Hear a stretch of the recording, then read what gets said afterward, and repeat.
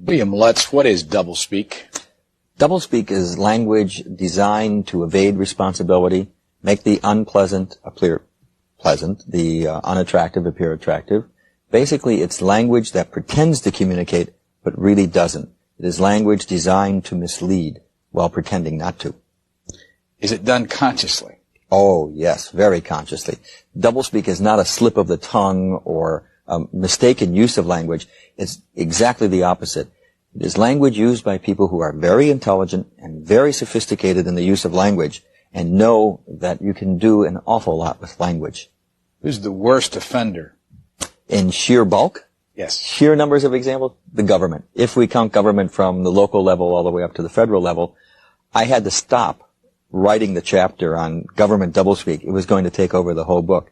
But interestingly enough, and this was a revelation in doing the book, about a half a step behind comes business with a tremendous amount of doublespeak.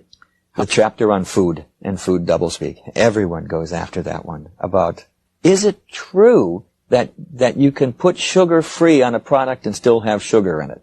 Is probably the one question I've been asked most often, because people simply can't believe that happens. How can it happen? Because sugar-free simply means they haven't added table sugar or cane sugar to it.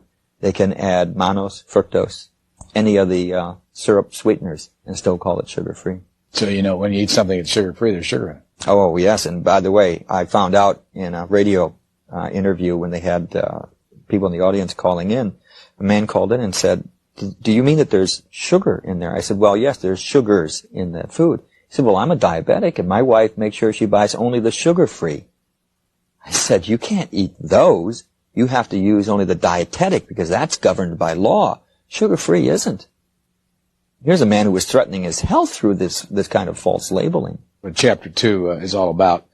Therapeutic misadventures, the economically non-affluent, and deep-chilled chickens, the doublespeak of everyday living.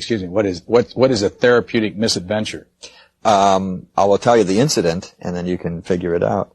In 1982, during a cesarean operation, the anesthetist turned the wrong knob and killed the mother and child.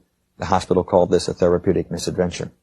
3 weeks ago in Los Angeles, according to the Los Angeles Times, in a series of incidents that the pathologist called incredible stupidity and incompetence, the surgeons killed the patient. It included slitting the patient's throat during surgery. This was called a therapeutic misadventure. How about economically non-affluent? That's what the president of the City University of New York called the poor students attending the City University. They came from economically non-affluent families. Deep-chilled chickens. Frank Perdue filed a complaint with the Department of Agriculture that his competitors were selling frozen chickens as fresh. And the Department of Agriculture investigated and said, no, granted the chickens are packed in ice at a temperature of 28 degrees Fahrenheit. These are not frozen chickens.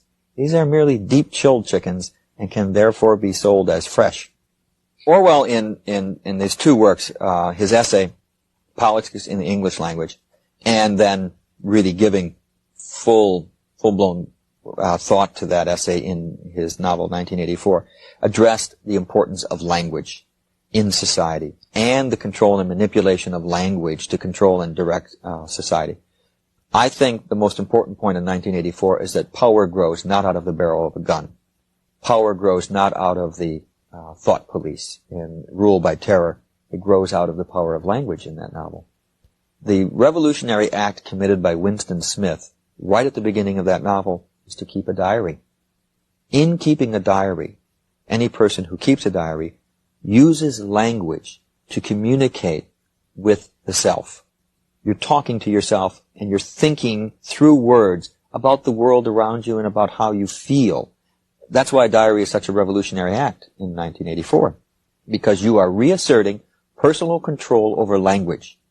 Then at the end of the novel, to parallel that scene, when Winston Smith has been found out, and O'Brien, his torturer and guide, says to him, what is reality?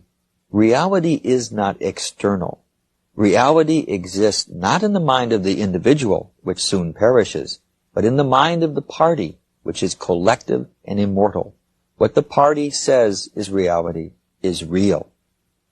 And how else can the party do that? Except by language. Party has taken control of language and has taken it away from the individual. And that's the power, because those in power who control language control the way we see the world.